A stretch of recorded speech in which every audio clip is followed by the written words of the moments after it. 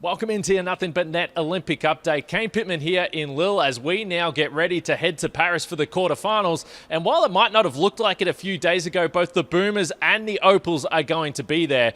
We've just seen the Opals deliver a 79-72 win over the host nation France in what has to be seen as one of the greatest wins in program history when you consider the circumstances, when you consider the fact that this team looked awful against Nigeria just a few days ago, and they're coming up in a raucous atmosphere inside here. The home crowd was unbelievable, and it was a game where it felt like France were making runs throughout. They closed in the second quarter, they closed in the third, and when the Opals had a 61-50 lead early in the fourth quarter, maybe that was the first time for this entire night you had a chance to take a deep breath, only for France once again to close to within 1 point. The Opals closed out the game, and not only that, the 7-point margin is also significant. It means that Australia finished second in the group. If that was a 1 to 5 point margin, they would have been third in the group, which could have put them in a matchup with Team USA. So now they play Serbia in the quarterfinals. That game is going to be 7 p.m. on Wednesday night, local time, Australian Eastern Standard Time. But so many stories to look at through this game. But I don't think that we can go past Tess Magin, who had 18 points in this game.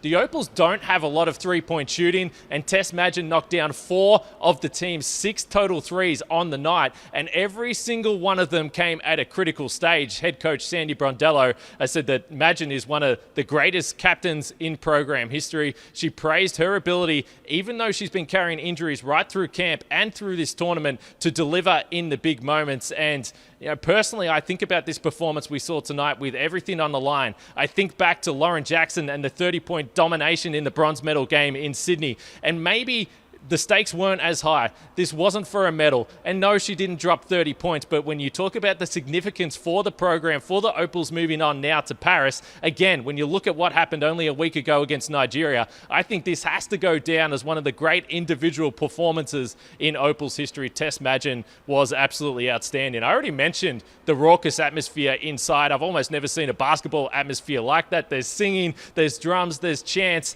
and there was a lot of pressure for this France team that is expected to go on and potentially challenge for the silver medal. And it might not surprise anyone that I spoke to young gun Jade Melbourne, who smiled about the atmosphere. She said, "There's nowhere else you'd rather be. What more could you want than 27,000 fans chanting, even if they are against you?" Melbourne withstood the pressure, and so did the Opals. Turnovers cut down in the second half of this game. Sandy Brondello said that at halftime, she told this team, whoever wins the possession battle is going to come away with the win. At halftime, second chance points were a problem, as were points off turnovers. The Opals were able to close it down. It was led by Tess Magin. It was also led by Alana Smith and Ezzy McBegor. So the stars of this team rose to the occasion when it mattered most. And now the Opals can take a deep breath, and Sandy said that this is one box ticked on the road to Paris, a quarterfinal against Serbia, as I mentioned. So a really unbelievable night for the green and gold here. But the Boomers are also getting ready for their